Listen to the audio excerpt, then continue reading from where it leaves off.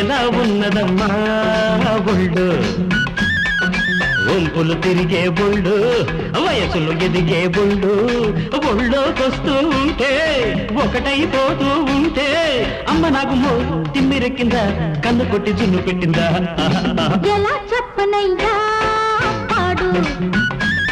ఇంకెలా చెప్పనయ్యా గోడు చీకటి తాకని చెండు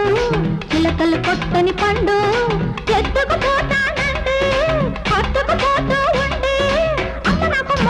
ఆకలేసింది ఒక తల్లి కేకలేసింది